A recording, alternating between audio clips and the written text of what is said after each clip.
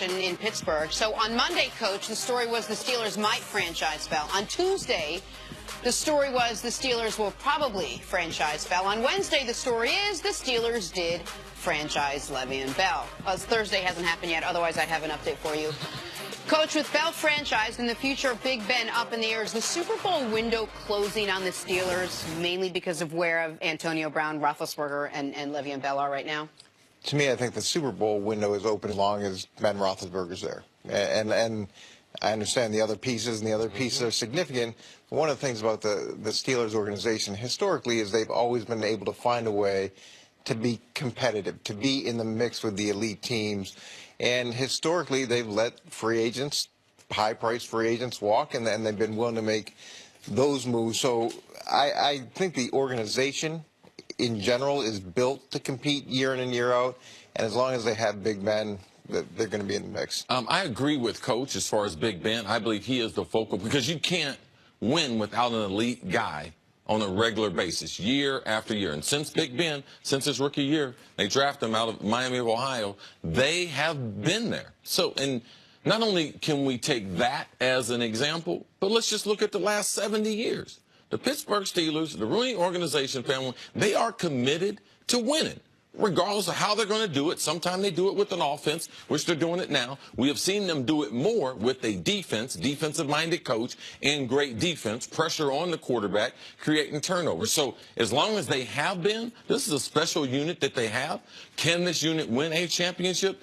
In the Brady era, after the Peyton Manning, with Aaron Rodgers, those things become very, very difficult. But as long as they have been at the quarterback, they have a chance of hoisting that Lombardi trophy. The window, as you guys are saying, will stay open as long as Big Ben's there. And Antonio Brown, with his contract, he'll be there as long as Big Ben's there. You have top 5 quarterback, maybe the best, certainly one of the 3 best wide receivers in the league. And having Le'Veon Bell is obviously an added bonus to that. But we see teams every year that don't have one of these great running backs compete for championships. So I think the window can stay open. But I think that we might look at the era, if you will, of these triplets, and their best shot was last season, where you have health, where you have the Patriots, whose defense never really got it together. On the other side of the bracket, you had questions at quarterback because of what happened to Rodgers, what happened to Carson Wentz. We saw that there. And what I still can't get over, and if I were Pittsburgh, I wouldn't be able to get over, what happened, particularly in the second half of that playoff game against Jacksonville. Jacksonville jumps out all over you, 28-7. It's 28-21. You have 2 consecutive possessions on the Jacksonville side of the field where you can take back control of that football game. They had a 3rd and 1 on the 39. They run L. Bell. They don't pick it up. On 4th and 1, they throw a bomb to Juju Smith-Schuster. They don't pick it up. And all of a sudden, Jacksonville now is a 2-score lead again, and you're chasing. That, to me, felt like, because I watched the Steelers play the Patriots. I thought the Steelers were better than the Patriots last year. I know they lost that game.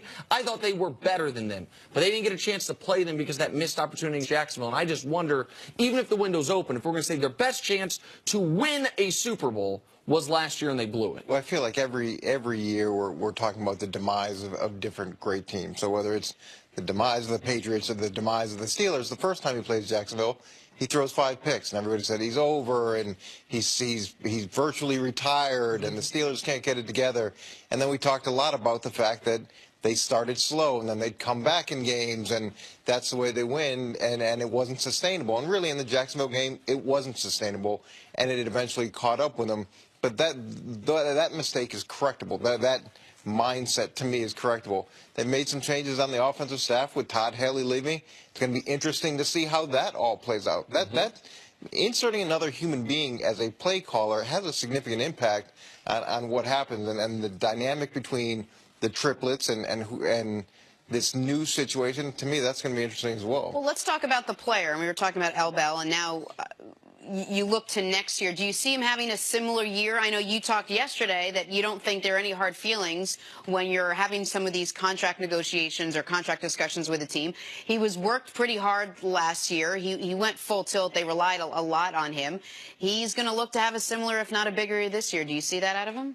Yeah, I don't see his production tailing off.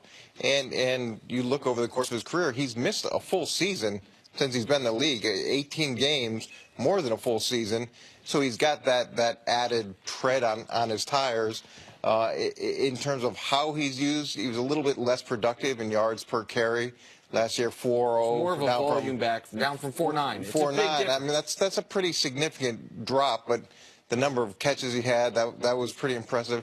Look, the dynamic in the locker room, whether or not he holds out, how contentious this gets, whether or not they're fighting about who gets the ball. You know, you're throwing the ball too much. We're not running the ball too much. Those things are really important, more so than the skill level of the guys. Yeah, I don't think we will always talk about Pittsburgh and their offense as long as the triplets are there. But if their window is going to be open or closed, it's really based on their defense. They need some more playmakers on their defense. I talked about it before. They need a middle linebacker. They need secondary help. They need playmakers in the secondary. They have not played the type of defense the Pittsburgh Steelers have played in a long, long time. So that responsibility to me is on Mike Tomlin and that organization to get them the type of players that can complement this great offense, because they're not winning an offensive championship. They need that defense to be able to step up and be better than what they are. And we saw what happened to the defense the moment Ryan Shazier went down. That defense was actually pretty good. The secondary wasn't great, but that front seven was good, and Ryan Shazier was playing, to me, like a potential Defensive Player of the Year candidate. We know he's not playing in 2018. I don't want to say his career's over, because I know he's working towards hopefully getting back on the field at some point, but we know he's out for 2018. That is a hard hole to fill when the best player on your defense, the guy who is a young, ascending player on your defense, you lose him with no real, they didn't seem to have any real backup plan in-house. Yeah, it's hard to replace a great player and replace a great player late in the season like that. Everybody talks about the next man up principle. That's great in theory, but typically the next man up, it's not as good. Yeah, it's not even close. The one thing I've always loved about the Steelers organization is their commitment to continuity, their commitment to giving coaches a chance to have longevity. And what that does is it creates efficiency as an organization. Everybody knows what they're looking for. Everybody understands where the problems are. Everybody understands where the weaknesses are, and they have a chance to go fix those every single offseason.